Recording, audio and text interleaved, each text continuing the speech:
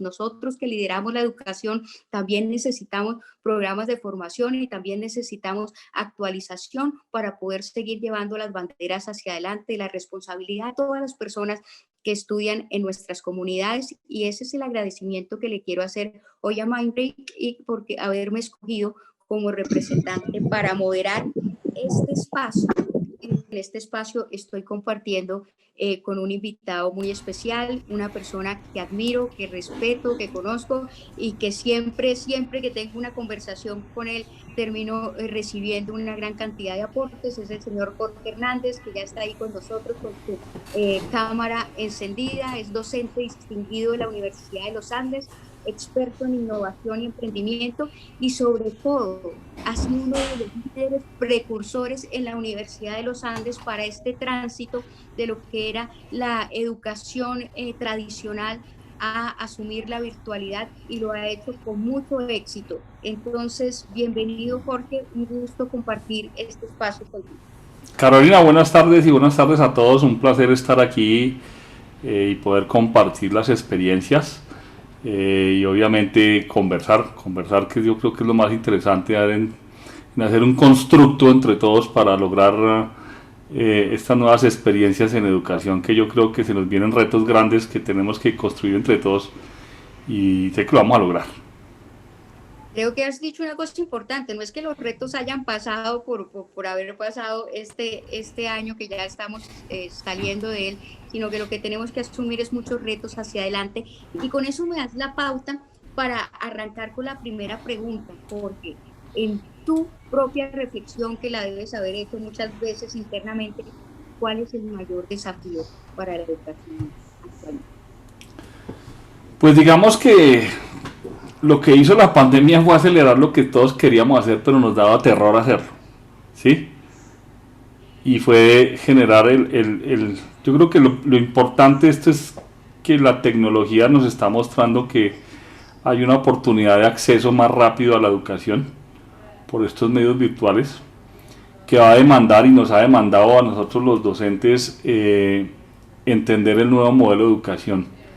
Y esto pues generó unos impactos bastante fuertes en toda la línea de docencia. Yo creo que de todas las universidades, y tú allá en Gato Dumas creo que lo has vivido de las conversaciones que hemos tenido, y es cómo nos enfrentamos primero a una realidad que venía empujando desde hace mucho tiempo, porque esto no es de ahorita, esto ya venía, ya habían universidades internacionales mucho más avanzadas, y empezamos a sentir la respiración aquí en el cuello de que las internacionales, que las veíamos lejanas, esas que no iban a estar nunca por aquí cerca, ahora están muy cerca, y no queríamos como reaccionar al tema. Entonces el primer impacto fue, a las malas, entre comillas, nos tocó entender que la educación venía a pasos agigantados pidiéndonos este cambio, y eso pues delimita una serie de capacidades en la manera como la docencia se daba a cómo se tiene que dar ahora y cómo se va a tener que dar en los próximos años, ¿no? Ese es como el impacto fuerte que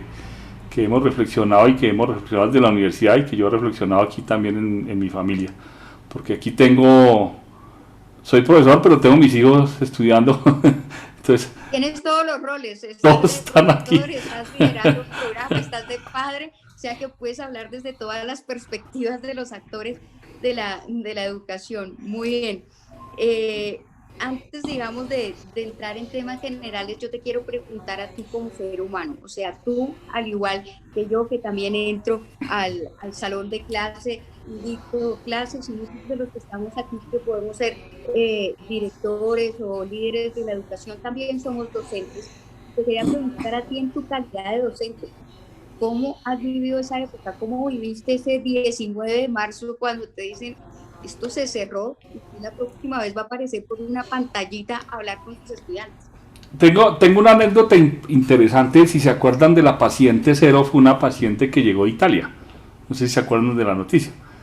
Una estudiante que venía becada de Italia, y pues ella decidió venirse a Colombia.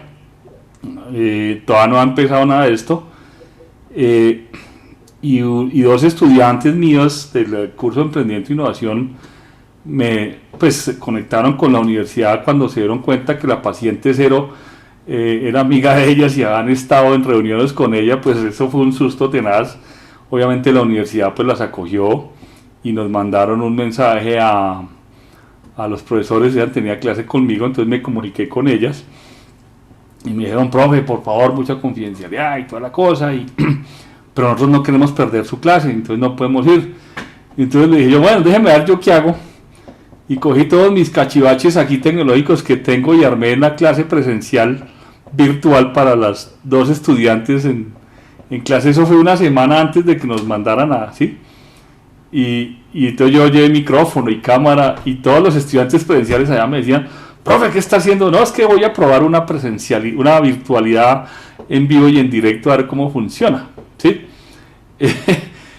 Y nos funcionó la clase lo más de bien, las chicas pudieron ver, yo grabé la clase porque yo ya utilizaba la plataforma Zoom. Entonces, apenas llega la orden de irnos a vacacionar, lo que más impactó fue que ninguno... A vacacionar, bueno. A vacacionar, digo yo, cuando nos dimos cuenta que no era vacacionar, sino venía más trabajo. ¿Sí? Porque como salió, ese momento fue la semana de receso en la universidad, ¿cierto? Entonces apenas nos mandaron a guardarnos, era la semana de receso, y la semana de receso, pues dentro de la universidad está programado que por favor no los carguemos a los estudiantes con trabajos y nos dejemos descansar. Por eso te digo vacacionar una semana, pero vacacionar fue una semana en que fue terrible porque instantáneamente. Como que nadie creía que, ¿cómo así que nos mandaron a la casa? ¿Que esto qué pasó? Y lo que generó el impacto fue encontrar, pues, un impacto muy duro para la docencia, que fue enfrentarse a esta nueva realidad, donde, pues, nadie sabía qué tenía que hacer.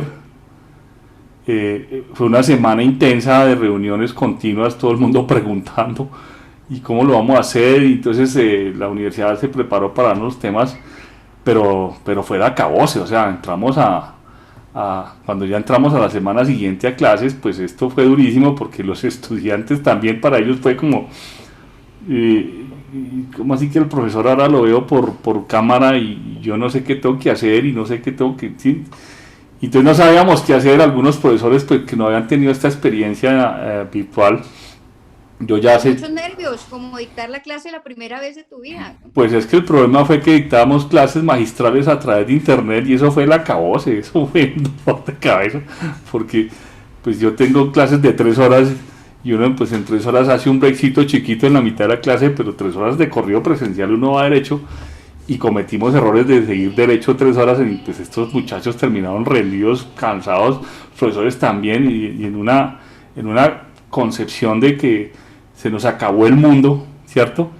Y eso pues requería realmente un cimbronazo fuerte y enfrentarnos a una incertidumbre que no sabíamos que iba a pasar, y fue muy duro, realmente fue un momento muy duro para todos. Yo sé que tú has hecho ese tránsito, como lo dije en tu presentación, con mucho éxito. Eres modelo de inspiración, la verdad, de esta adopción de tecnologías. Yo quiero saber cuáles fueron tus competencias específicas que te permitieron hacer esa transición con mucha más facilidad, y qué viste en tus pares, qué obstáculos viste que les retrasaron un poquito ese proceso, o que creo que todavía hay muchos que lo pueden tener atrasado. Sí, digamos que el ejercicio, nosotros en el Centro de Innovación de la Universidad de Educación, que se llama Conéctate, ya hace más de 6, 7 años venía un proyecto de trabajar en virtualidad, porque uno de los impactos duros que tuvo las universidades en el mundo fue el modelo Coursera, ¿no? Que me imagino lo has oído. Claro. Que se implementó fuertemente en el mundo, y pues eso generó una amenaza muy fuerte a las universidades. Entonces desde el Centro de Innovación hicieron una convocatoria a profesores y nosotros con el grupo de innovación nos metimos a hacer un curso en Coursera. Entonces fue muy divertido porque uno nunca se ha enfrentado a una cámara, ¿no? Entonces ese ejercicio de enfrentarse a la cámara pues fue muy chistoso, porque uno era todo nervioso mirando una cámara, pues uno nunca ha estado ahí. Entonces había que hacer las escaletas, los scripts, todo lo que uno nunca ha hecho de profesor, uno prepara la clase con el contenido y su programa y ya sabe lo que tiene que hacer, pero cuando ya se tiene que enfrentar a unos profesores diferentes, pues fue un entrenamiento desde hace 6 años que tuvimos. El curso lo llama Coursera Especialización, son 5 módulos, y ahí aprendimos muchísimo de lo que es virtualidad. Entonces nos fuimos entrenando en esas competencias, sin pensar que se venía. Nosotros nos imaginábamos virtualidad por ahí en el año 2023, más o menos. Uno se imaginaba, 2023 vamos a estar combinando y todo ese tipo de cosas. Entonces vamos en el proceso, tranquilos, calmados. Entonces, eso nos la Universidad de los Andes lo pensaba en el 2023, imagínate, todos los demás también decía uno, sí, esperemos que los Andes se metan en eso y después vamos a seguir. Entonces nos metimos en eso, fuimos muy pocos profesores que nos metimos, el resto pues de los profesores decían, no, ese modelo va en contra de todos los conceptos, pues es normal, la incertidumbre te genera barreras, ¿cierto? Y si tú traes una historia de magistralidad y una historia de docencia pues reconocida en la Universidad de los Andes, pues eso... Yo por qué voy a meterme en eso si eso no es así, y había pues los cuestionadores y eso, y es normal en esos temas.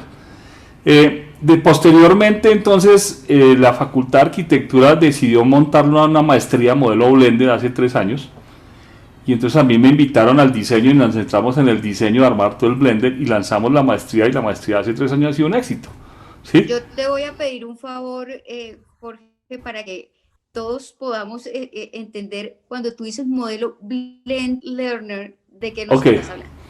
Entonces, en la educación virtual está Coursera, que es modelo virtual online, pero no en tiempo real, es decir, es un curso que yo monto con videos y unas instrucciones. Pregrabado.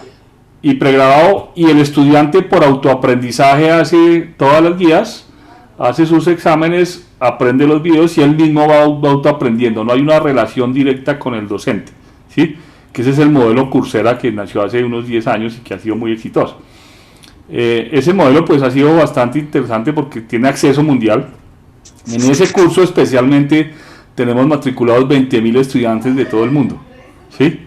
Y orgánicamente eso se va moviendo y nosotros no hemos hecho nada. Ese es el modelo, el modelo virtual completo, online, ¿cierto? El modelo B-Learning o Blended es que se hacen sesiones virtuales, semanales, así con las guías, tienen videos y todo, tienen una interacción corta cada semana con el profesor, virtualmente, y en la sesión del módulo, si son 8 o 16 semanas, hay 3 presencialidades donde un día completo está uno con ellos trabajando metodologías ya de los temas que están en la clase. Ese es el modelo semipresencial que llaman o Blended, ¿cierto? Entonces la maestría se armó ahí, entonces ya te reparamos eso. Cuando llegó la pandemia, pues yo ya había comprado los gadgets que tú conoces, ¿sí? Ahora nos vas a mostrar algo. Podemos mostrarlo. Y de esa manera, pues, encontramos que los que habíamos empezado ese plan en los Andes hace 5 años, pues nos volvimos mentores de mentores, ¿cierto? Porque inmediatamente la comunidad se unió y empezamos a ser entrenadores de entrenadores, y eso fueron las competencias que nos dio. O sea, nos adelantamos al futuro sin miedo, nos arriesgamos, y afortunadamente o desafortunadamente en el momento que llegó la pandemia que nadie esperaba, pues pudimos reaccionar y apoyar a la universidad en ese tema. Yo creo que ese fue como la decisión de decir, no, así suene que eso es lejos, mejor me tomo la decisión de aprender de una vez y como ser el de vanguardia a puro hígado a que esto va a ser el futuro, y así nos digan que no, pues hay que apostarle, y le apostamos.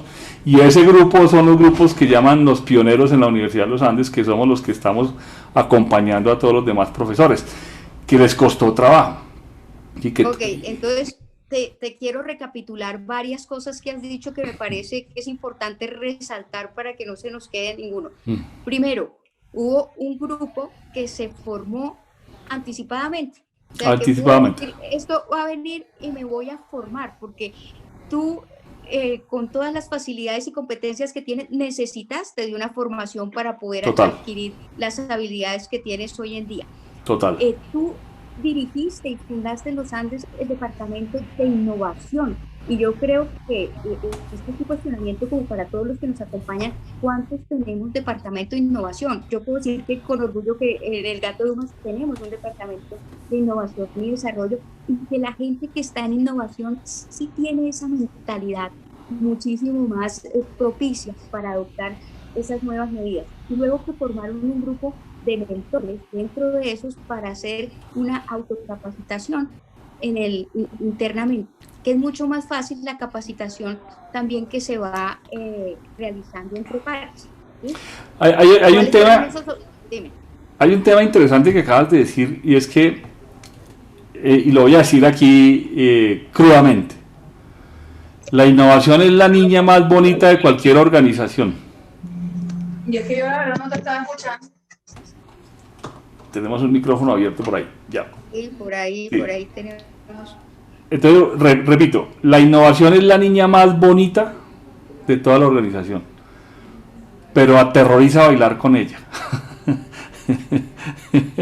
Sí. Eso pasa con la más bonita de la fiesta, que no es la que más baila. ¿Por qué? Y lo hago en el buen sentido, no creo que me traten, sí, sino lo hago en el buen sentido de la palabra. ¿Por qué? Porque la innovación tiene una connotación en el sentido de entender qué es la innovación cuando realmente se entiende que es un proceso de generación de valor de alto impacto en una comunidad, y ese nivel de responsabilidad es lo que asusta. Se te apagó el micrófono, Jorge. Quedaste, eso, otra vez quedó apagado, no sé. ¿Qué está pasando? Ya. Eso, ya está. Tenemos un fantasma por ahí que nos... y esa responsabilidad cuando las personas entran a entender la innovación y su impacto de valor es lo que asusta, ¿sí?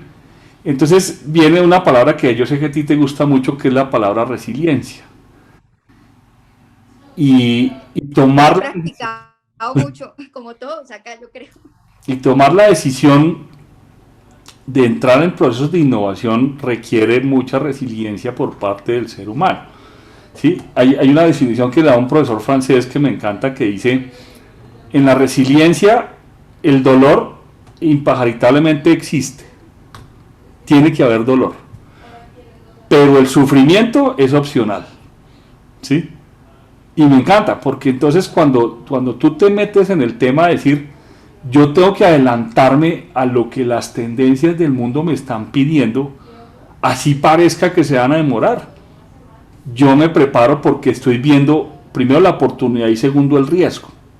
Si yo el riesgo lo enfrento y lo mitigo formándome, capacitándome, llenándome de nuevas capacidades, cuando el riesgo llega yo ya tengo la mitigación, y eso fue lo que pasó, que todos aquellos que levantamos la mano, porque la convocatoria fue libre, no era una obligación, ¿sí? Entonces abrieron a ver quién se montaba y nos montamos unos pocos, y esos pocos son los que hoy estamos haciendo la oportunidad de jalonar la universidad y lo que es la educación y cuestionarnos realmente lo que estamos haciendo. Entonces eso es una recomendación que yo hago mucho: construyan sobre el riesgo, ¿cierto? Porque lo primero que aparece es el riesgo, nunca aparece el éxito, Carolina. Entonces yo creo que ese es parte del ejercicio que aprendimos ahí en el tema de las capacidades para educación. Hay otra cosa que a mí personalmente me genera muchísima reflexión y hasta preocupación, y es que yo siento que la gente dice, nosotros los del sector educativo, oiga, ya yo me metí en la virtualidad porque aprendimos a manejar un Zoom y a apagar los micrófonos y a charlar esta pantalla. Y creo que tú también mencionaste algo muy clave: es un error tratar de meter la clase presencial como la hacemos y empaquetarla dentro de una pantalla. Tú dijiste, no puedo ir de chorro 3 horas hablando como lo hacía presencialmente. Tenemos otras herramientas. Yo pienso que lo que hemos raspado es la punta del iceberg de lo que nos ofrece la virtualidad. No podemos sentirnos satisfechos ni pensar que el trabajo ha quedado. ¿Qué otras oportunidades nos ofrecen estas herramientas? Mira, yo creo que simplemente vernos aquí por la pantalla. Yo pienso, la tecnología es una simple herramienta que nos facilitó la manera de entender cómo pedagógicamente tenemos que diseñar la manera como los seres humanos quieren aprender hoy en día, ¿cierto? Y nos lo han dicho los headhunters, nos lo han dicho varias empresas, nos han dicho, necesitamos profesionales capaces, la palabra capaz, no, capacidad, de enfrentar los retos y las tendencias que el mundo está demandando y que aún no sabemos qué es lo que va a requerir, ¿cierto? Entonces, ¿eso qué implica? Ser docente no es, o sea, ser docente virtual no es el tipo que tiene todas las tecnologías que tiene y que le ofrecen, sino es la capacidad de poder transferir conocimiento a través de la tecnología, pero pedagógicamente tiene que tener la capacidad de atrapar la atención de alguien que está al otro lado de la cámara que tú no ves, ¿cierto? Y que no sé si él lo está entendiendo o no, porque la interrelación personal en la presencialidad, que uno por las caras se da cuenta, ¿cierto? Y por las reacciones uno reacciona porque tiene el control del aula. Aquí el docente se vuelve, más que un magistral, se vuelve en un mentor, porque es que ya la pedagogía no es solamente la teoría del conocimiento de tu tema que estás dictando, sino el tema emocional, el tema personal, los momentos difíciles que es de enfrentarse. Nos estamos metiendo en sus casas, eso no lo hacíamos, ahora nos metemos en sus casas y vemos sus, el perro, nos escucha vemos sus total, ¿sí? Entonces eso implica que pedagógicamente la tecnología te soluciona el problema de conectividad, no te soluciona el problema de pedagogía, y eso demanda que las áreas de innovación educativa tienen que es entrenamiento en capacidades a las nuevas realidades de educación que el mundo está demandando, ¿cierto? Si te estoy entendiendo bien, lo que me estás diciendo es el rol del docente se redefinió. Total. Y que hay que prepararnos en esa definición. Total. O sea que yo he podido ser una profesora de 20 años de experiencia y ahorita tengo que redefinir cuál es mi participación dentro del salón de clase y cuál es mi interacción con los alumnos. Total, ¿sí? total, o sea, eso cambió. O sea, yo puedo tener una sesión de 4 horas y no tengo problema tecnológicamente. El tema es pedagógicamente cómo haces para que en 4 horas la dinámica pedagógica, de transferencia de conocimiento, de desarrollo de capacidades, es tan creativa e innovadora que tus estudiantes no se te van y no los pierdes, porque simplemente ellos sienten que sí están viviendo el momento sin importar si están en la universidad o están en su casa. Y eso ya está comprobado. Buena parte también del enganche. Yo creo que hay muchas claves para poder hacer esa conexión con la audiencia y poderlos captar, pero hay una primera sencilla y fundamental, y es garantizar que a uno le funcione el ambiente. Yo no sé si nos puedas mostrar un poquitín cómo te has preparado tú, que hace que tus clases inmediatamente suban de calidad. Déjame conecto por el celular para tener la cámara del celular, que es más fácil. Pero mientras tanto te digo una cosa interesante que está pasando en este momento mientras me conecto por el celular. Ahora el problema no es la virtualidad, porque ya estamos aprendiendo. Ahora el problema es el regreso a la presencialidad. ¿Por qué? Porque tú ya hiciste, muchos entendieron la pedagogía y las clases se están desarrollando de manera diferente. Los estudiantes, por lo menos en los Andes, estamos entendiendo que les está gustando este tema. Quieren regresar a la presencialidad, pero nos van a cobrar duro si vamos a regresar a la misma presencialidad antes, porque no les va a gustar. Y en este momento estamos en discusión y en debate, que ya la universidad abrió, ya estamos empezando a planear la presencialidad a partir del semestre entrante este año. Ya en este ciclo están yendo los de laboratorios, pues que el laboratorio ya te ocupa, ¿sí? Tú al laboratorio ya te ocupa, pero una clase de emprendimiento e innovación, si le va mejor al muchacho virtualmente y yo voy a hacer lo mismo presencialmente, me la va a cobrar, me va a decir, me hizo venir aquí, arriesgarme en seguridad, en salud, para hacer lo mismo que está haciendo virtualmente, no me haga venir. Entonces, estamos reevaluando es cuando vengan a clase presencial, ¿qué vamos a hacer? ¿Sí? ¿Dónde te has tocado un punto súper sensible, y es de cuando nosotros pensemos en trasladar a una persona de un punto a otro, el valor que le damos en este punto final tiene que ser supremo para que valga la pena que se traslade. Si no, no lo van a querer, no lo van a pagar no se van a sentir cómodos y nos van a pasar esa factura. Creo que es un punto muy clave lo que estás diciendo acá, porque a veces, no sé, tontamente pensamos cuando vuelva a la normalidad, pues esto, volvemos a hacer lo que estábamos haciendo antes, no lo podemos hacer, sería un error imperdonable. Eso ya no te va a funcionar. O sea, fíjate el giro que dio la educación, ¿no? ¿Sí? ¿Se cuestionó la virtualidad? Sí. ¿Por qué? Porque la primera respuesta a la virtualidad fue equivocada. Fue equivocada. ¿Por qué no? Porque no estábamos preparados, porque no sabíamos que se venía esto. O sea, eso nos enseñó, es que no nos pueden volver a coger con los pantalones abajo, sino prepararnos para el riesgo. O sea, una crisis de estas afecta terriblemente el desarrollo de la pedagogía y la educación. Ahora se nos volteó. Ahora la virtualidad está gustando, Carolina. Los estudiantes nos dicen, en una encuesta que hicimos, el 60% dice, no, ya queremos ir a la universidad, pero 2 días, no nos hagan ir todos los días, porque es que yo ya tengo más tiempo aquí virtualmente. Y si nos van a hacer ir, ¿qué nos van a ofrecer? Que valga la pena la experiencia que me van a ofrecer. Entonces se nos cambió todo. ¿Sí? Se nos cambió todo y nos está demandando en recursos, en recurso humano, en tecnológicos, en movilidad. O sea, la movilidad se va a hacer parte de la educación. ¿Qué le genero yo para que él tenga más tiempo? ¿Para qué? ¿Sí?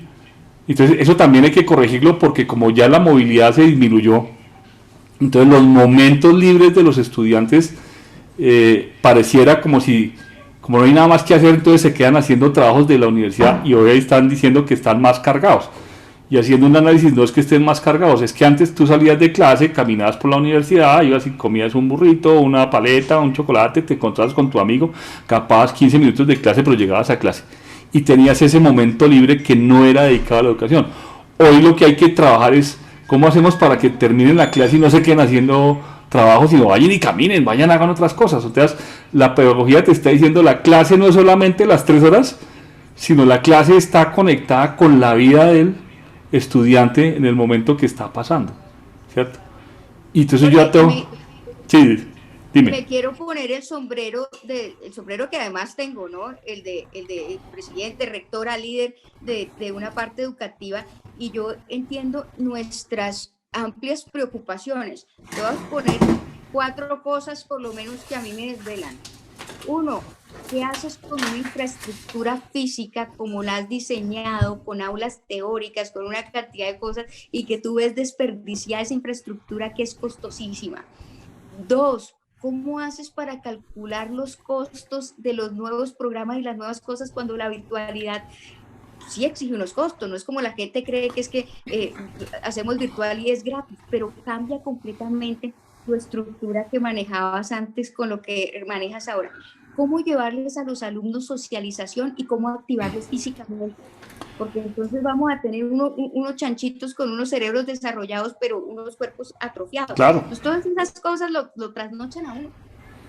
Entonces fíjate que el valor del tiempo presencial va a ser un factor integral en el desarrollo de la educación del ser humano. Como antes combinábamos las clases y tenían las clases y ellos movían su libertad pues porque tenían el tiempo de hacerlo. Hoy valoraron que estar metidos en un bus o en un carro 1 hora para ir de la casa a la universidad es más valioso tenerlo en la casa, o para hacer ejercicio, para hacer tal cosa. Ahora, si yo me voy a movilizar y quiero ir a la universidad, ¿qué es lo que yo voy a hacer? Entonces yo tengo infraestructura física que no la puedo tumbar, pues ya está ahí.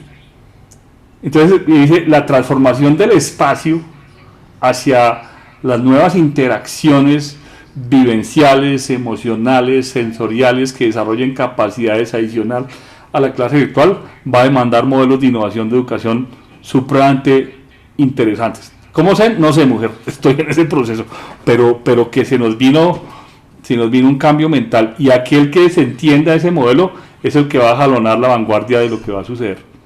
¿Sí? Y Jorge es arquitecto, sabe bastante del diseño de espacios, y es una preocupación muy grande tener un elefante blanco con esos costos que tiene, Total. y debe ser una urgencia, y por otro lado requiere inversión, y eso también digamos que es una nueva preocupación, porque seguramente todos estamos un poco golpeados en este año también en nuestra parte económica.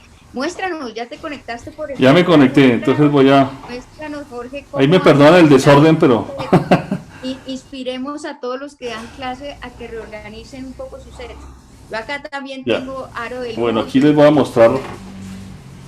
Este es el centro de operaciones, allá en la pantalla donde me están viendo ustedes, ¿sí? Este es el computador de backup, hoy no lo estoy usando. Espera un segundo. Ah, listo, ya te estoy viendo, muy bien. ¿Sí? ¿La están viendo todos? Sí. Tienes un brazo ahí robótico desde donde tienes tu... Aquí tengo el brazo robótico que cuando me canso, entonces yo lo que hago es moverlo, me van a ver, lo voy a subir, permítanme un segundo. Entonces yo me voy elevando aquí y yo me voy parando y sigo editando la clase y estoy haciendo mi ejercicio. Ahí ven el brazo robot, ¿sí? Voy a correr un poquito para acá, estas son las luces, perdón un segundo para yo poderlos oír. Este es el estudio, ya parece una de noticiero, ¿sí? Las dos lámparas, el micrófono de sonido para que me escuchen desde cualquier lugar, el fondo para poder poner los fondos que están viendo ahorita, ¿cierto? Los fondos virtuales, sí. Los fondos virtuales. Y eso fue la preparación del... Voy a bajar aquí, ¿sí ven? Aquí ya me senté y pude bajar. Y eso es todo. Ese es el estudio con la que tengo que vivir este y el otro semestre, porque ya nos definieron que mi curso de emprendimiento e innovación sigue virtual el semestre entrante completo. Entonces yo ya... Okay, perfecto. Eso que nos acabas de mostrar es inspiración para todos en el montaje, pero yo creo que mucha gente se está preguntando, oiga, eso es muy costoso, meterse uno a comprarse micrófono y luces y todo eso, ¿es muy costoso? Si lo compras todo de una, sí, claro. Porque pues es que yo lo fui construyendo desde que arrancamos con Coursera y yo iba mirando y aprendiendo, entonces decía yo, oiga, voy a aprender a hacer videos porque el fondo también me sirve para hacer videos virtuales, ¿sí? Entonces yo lo fui comprando poco a poco. Pues realmente la inversión, digamos que lo que más me costó, sin el brazo no es más de 300.000 pesos. Es interesante porque yo creo que uno siempre va construyendo pues una mejor versión de lo que le apasiona hacer y uno le va invirtiendo, así como el cocinero en el caso de mi ambiente laboral invierte a sus cuchillos, pues uno como profesor ya le va invirtiendo también este tipo de cosas porque es comodidad, seguridad para uno y es una mejor experiencia dentro de la clase. Gracias por compartirnos ese maravilloso estudio que tienes. Imagínate, Jorge, que estuve en un evento que hizo Bancolombia que se llama Reinventistas y hubo una caleña, y no tengo su nombre acá, pero ella trabaja en Estados Unidos en una organización muy interesante y dijo, de los fallos más grandes que ha habido en la pandemia está la educación virtual, se rajó. ¿Por qué esa afirmación tan dura cuando todos sentimos que hemos dado lo mejor de nosotros mismos y hasta más? Yo primero soy un contradictor de la palabra reinvención, porque uno no se reinventa, uno se reconstruye, porque es que uno nació con personalidad, eso sí está determinado en los estudios que han hecho los psicólogos. Uno nace con personalidad, lo que uno tiene que aprender a manejar es el carácter de la personalidad. Entonces la palabra reinvención yo la cuestiono mucho. Uno se reconstruye, porque cada golpazo que uno le dan en la vida, ¿qué es lo que hace uno? Levantarse, ponerse a tono y volver a arrancar. Sobre el aprendizaje va construyendo sus nuevas capacidades, ¿sí? Yo no creo que hayamos fallado. Yo creo que el destino es un factor interesante en la manera como se me ponen a mí los retos y las barreras, y yo en la palabra privilegio, que también la cuestiono mucho porque esa la utilizan es de manera negativa. Yo digo que el privilegio que tenemos es que somos seres humanos. Ese para mí es el mayor privilegio, ser humano. ¿Por qué? Porque tenemos la capacidad de pensar y de tomar decisiones. y yo decido si voy o no voy y decido si me enfrento o no me enfrento y asumo las consecuencias. Yo creo que la educación no ha tenido errores, pero en los procesos que llevamos en los países pues se van dando. O sea, si tú miras, yo una vez que estuve en Gato Dumas, tú me mostraste los chefs que están mundialmente reconocidos, ¿cierto? Sí. Y lo hiciste bien, y están allá. Y ahora tenemos es que a esos egresados utilizarlos para ayudarnos a construir cuál es el nuevo paso. Entonces la educación tiene un paso a paso. Yo no creo, pues si tú comparas, yo comparo mi educación en la universidad, en el colegio hace 40 años, no se parece en nada a la de ahorita, pero en nada a la de ahorita, ¿sí? Y yo no puedo cuestionar que a mí me haya ido mal en la educación hace 40 años porque a mí me formaron y hoy soy lo que soy gracias a la educación que me dieron y me dieron la decisión de tomar las decisiones de en qué me puedo yo mover. Tú le decías al grupo que está aquí que soy arquitecto, pero no ejerzo, ¿cierto? No ejerzo. Resulta que las capacidades de arquitecto, yo ahora soy arquitecto de negocios, como me considero. Sigo ejerciendo la profesión con las capacidades que me enseñaron hace 40 años y que las puedo aportar al desarrollo de esto. Entonces, yo no creo que nadie falle. A mí ese tema aquí no falla porque nadie ha fallado. La educación, la gente se ha educado y sigue generando sus competencias.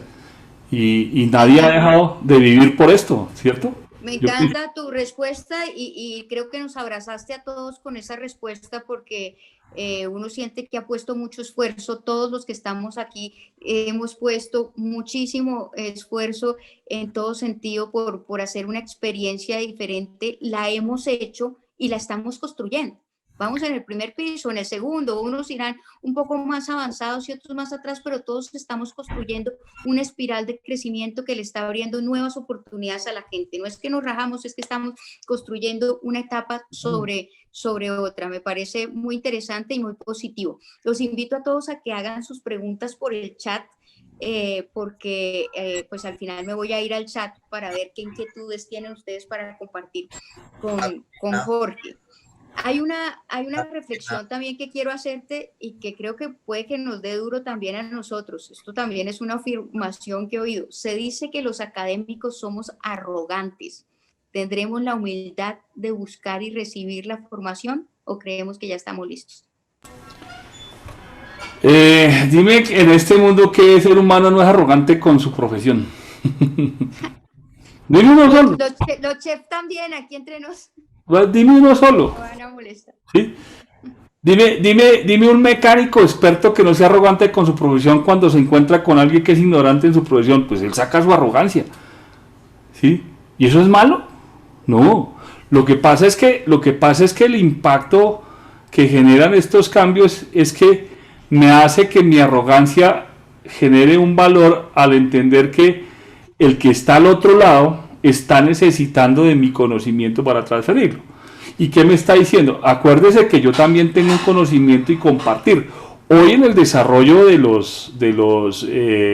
la educación, pues el cambio mental es que sí uno tiene que, de vez en cuando el ego sirve, como dice mi señora, hay que tener una egoteca, ¿no? Una egoteca que la saque uno para gozárselo.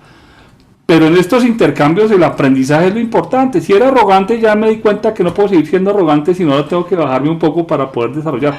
Pero a mí me parece que sea malo. O sea, es que cuando yo entiendo la complejidad del ser humano y lo veo en su calidad de ser humano, le quito todos los títulos, le quito todos los títulos nobiliarios que tiene y lo veo como ser humano, pues yo empiezo a entender al ser humano en su complejidad. Y yo también me vuelvo ser humano y eso es lo que uno tiene que hacer, ¿cierto?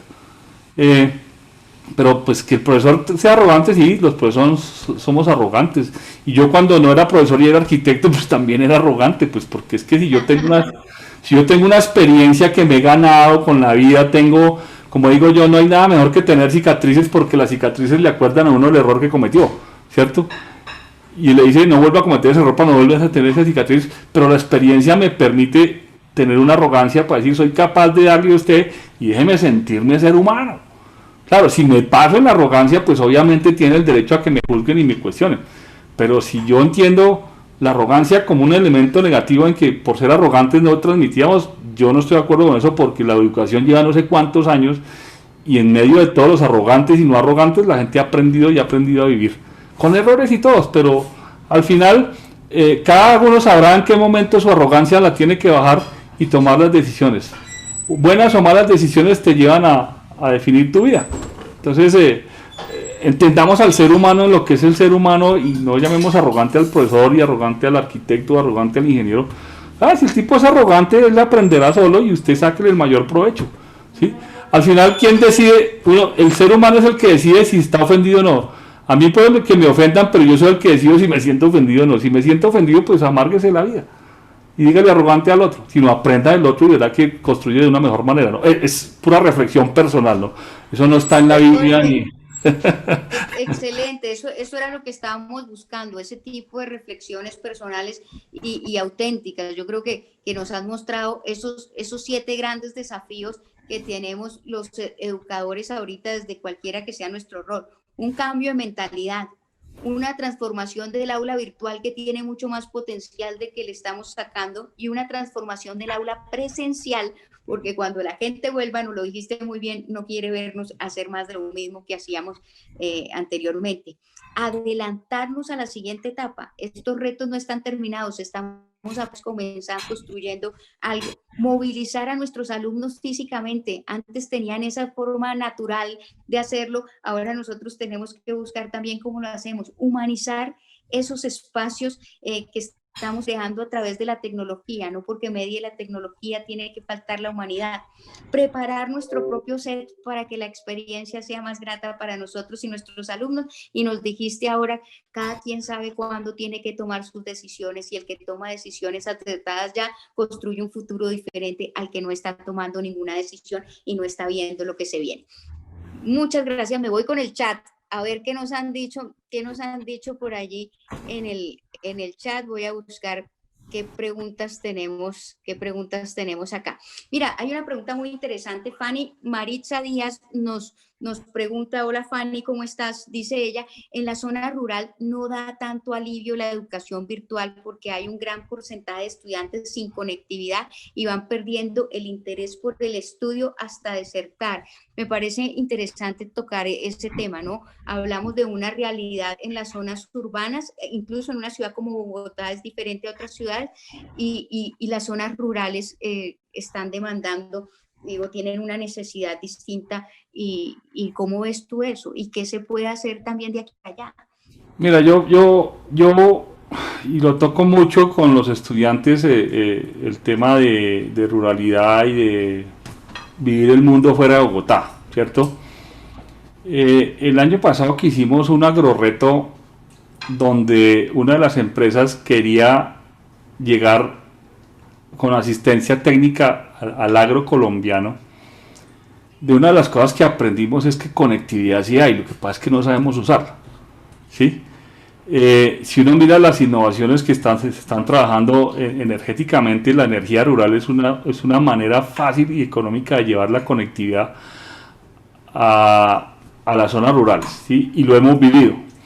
¿Y qué salió de aquí? Por ejemplo, que ese caso lo viví aquí en Bogotá y lo viví externamente. Yo visité un campesino en una finca aquí en el Sumapaz, donde él es líder social, y él me decía algo que me hizo caer muy en cuenta. Me dijo, la gente cree que nosotros no tenemos acceso a la tecnología, lo que pasa es que no nos han enseñado a usarla y por eso la rechazamos, ¿sí? Pero el acceso está, ¿sí? Entonces me decía él, yo tengo el mínimo de datos, pero como a mí me regalan, comillas, el WhatsApp, nos dimos cuenta que podía tener asistencia técnica a través de WhatsApp. Entonces lo que necesitamos es ayudarle a los rurales a que sí tienen acceso a la tecnología, porque Colombia es uno de los que en conectividad ha logrado cosas muy importantes fuera de todos los países en Latinoamérica. O sea, el nivel de conectividad que hay, y ustedes van a los rurales y ustedes ven al campesino con un celular, ¿sí? Porque necesita comunicarse.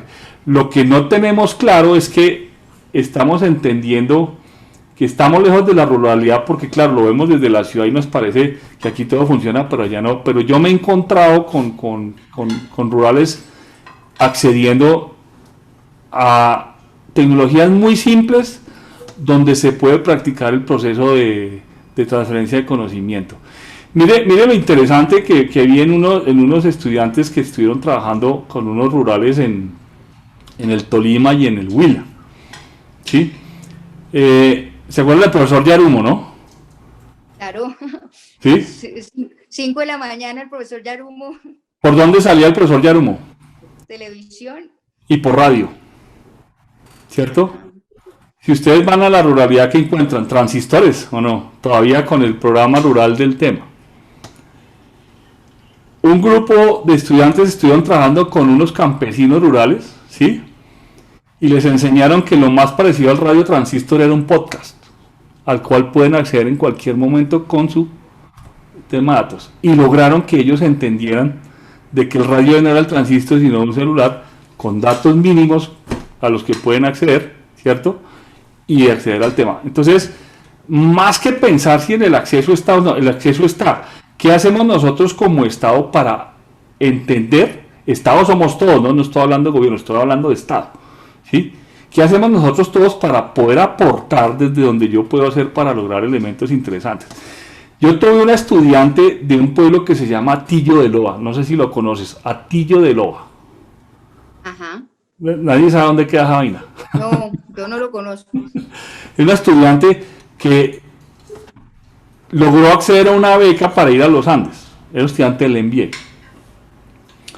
Y la china me cuenta la historia de Atillo de Loa. Y me dice lo siguiente. Me dice, profesor, nosotros vivimos en un pueblo pobre, donde la economía no es la agricultura, es la ganadería. Pero es un pueblo que como está en todas las ciénagas del Bajo Bolívar, esa vaina vive inundada todo el año. Entonces cada vez que se inunda mata a las vacas, entonces las vacas mueren, entonces no hay que vender ni carne ni leche, se murió, ¿cierto? Y le digo, ¿y usted qué quiere hacer? Me dice, yo quiero cambiar la economía. ¿Y cuál es la economía? Pues esta vaina está inundada, hagamos piscicultura, ¿sí? Y le dije, ¿listo? ¿Qué hay que hacer? Y montamos el modelo de negocio y la niña se fue y le presentó al alcalde el proyecto. ¿Qué crees que le dijo el alcalde y la comunidad? ¿Por qué Lo rechazaron. ¿Por qué nos va a cambiar la manera en que logramos que el gobierno nos dé plata?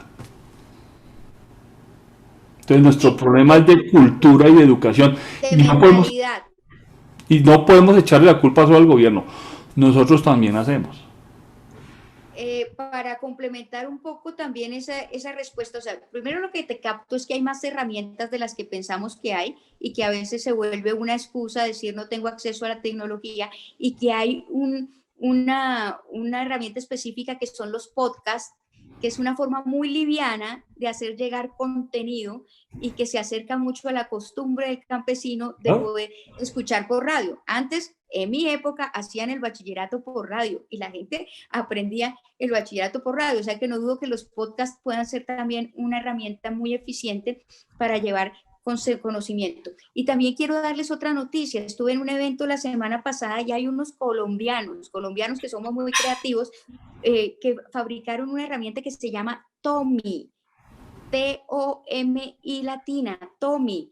Y lo que buscan es poder llevar contenido virtual sin necesidad de conexión. Están haciendo una cosa muy interesante que también hay que investigar porque se han desarrollado cosas específicas para esas necesidades. Voy a ir con otra pregunta que tengo aquí en el chat y vamos cerrando para respetar el tiempo de todos. Según la experiencia, dice cómo motivar, nos pregunta Claudia, cómo motivar al estudiante a que le tenga amor a la virtualidad de este tiempo. Ya nos está hablando que los estudiantes a veces han sido también reactivos con este espacio. ¿Cómo hacer que le tengan amor, Jorge?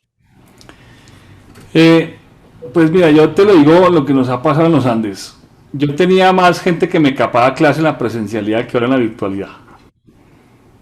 Porque ahora en la virtualidad yo ya sé cuántos están conectados. Puede que esté la cámara apagada y no estén, ¿sí? Lo primero es que hay que hacerle ver al estudiante que el tiempo que él dedica es la responsabilidad y no del profesor. ¿Sí?